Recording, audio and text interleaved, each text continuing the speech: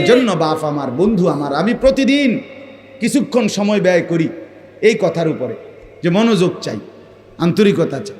মসজিদে জুমার বয়ান হয়, মুরব্বীরা প্রথম কাতারে এই বাপ চাচা জেডারা, হুজুরের ওয়াজ শুরু, এবারটার জুরানি শুরু।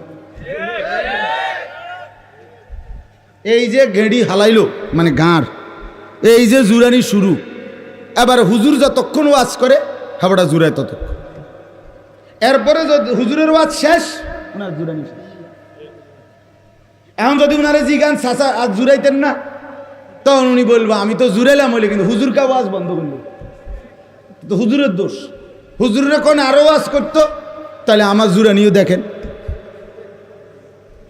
আজীব মানসা, আজীব মানসা।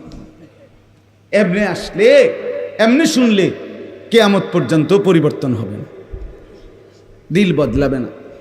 ছেলেরা মসজিদের পিছন দিক দিয়ে বসে এই ঠেলা ঠেলি, ধাক্কা ধাক্কি, খুসাখুসি, কেউ শার্ট ধরে টান দেয়, কেউ টুপি ধরে টান দেয়, কেউ প্যান্ট ধরে টান দেয়, কেউ মোবাইল টিপে, কেউ হাসি মজাক ফালত্রামি।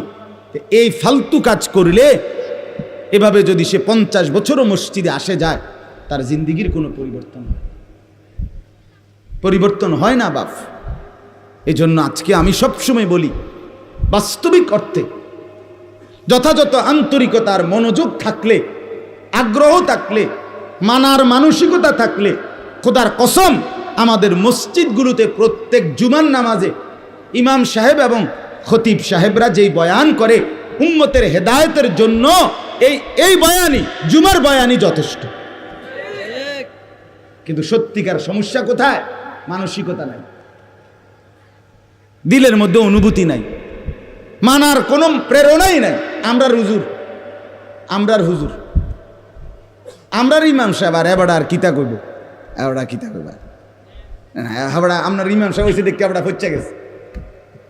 এটা একটা অসভ্য কথা না? বলেন না কেন? এটা কেমন কথা বললেন?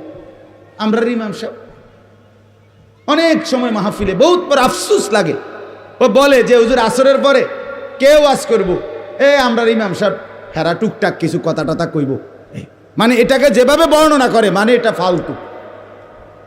এটা কোনো ইনসাফ হইল? কথা বলেন, এটা ইনসাফ হইল? আল্লাহর কথা যে বলে, যখন বলে, এলাকার হোক আর চাঁদের দেশের হোক আর মঙ্গল গ্রহের হোক, খোদার কসম আল্লাহর কথা যে বলে সেই দামি, সেই সম্মানী, তারটাই মূল্যবান। তিনি ইমাম হোক, তিনি খতিব হোক, এলাকার হোক, দূরের হোক। হ্যাঁ, আমার খুলনার হজরত বলেন, প্রত্যেক মসজিদের ইমাম মুয়াজ্জিন দুইজনই আল্লাহ তাআলার প্রিয় বান্দা, আল্লাহর নেক বান্দা।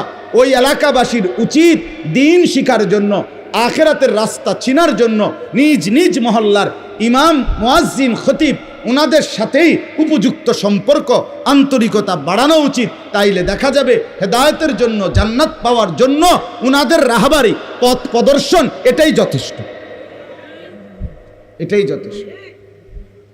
আন্তরিকতা চাই।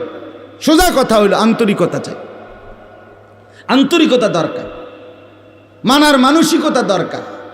এই জন্য ইনশাআল্লাহ আজকের থেকে ওয়াদা দেন, এই যারা এতক্ষণ শুনলেন মনোযোগ দিয়া, তারা ওয়াদা করেন যে মসজিদে জুম্মার বয়ান, দাওয়াত ও তাবলীগের সাথীদের বয়ান, এরপরে খানকা আল্লাহওয়ালা পীর বুজুর্গদের বয়ান, এরকম ওয়াজ মাহফিল, বিভিন্ন মহল্লায়, মসজিদে, মাদ্রাসার ইসলাহি বয়ান, সব ক্ষেত্রে যখনই আল্লাহর কথা হয়, নেক কথা হয়, সেটা শতভাগ মনোযোগ, আন্তরিকতা, মানার মানসিকতা নিয়ে শুনবেন। বলেন ইনশাআল্লাহ। দিল থেকে বলেন, দিল ধোকা দিয়ে হাত তুললেন না, বাটপারি সিটারি করে হাত তুললেন না, কিন্তু কইলাম ক্ষতি হইব। কিন্তু হাত নামান, ফাইজলামি হাত তুললেন না, তামাশা করে হাত তুলবেন না। আল্লাহ আমাদেরকে বুঝ দান করেন।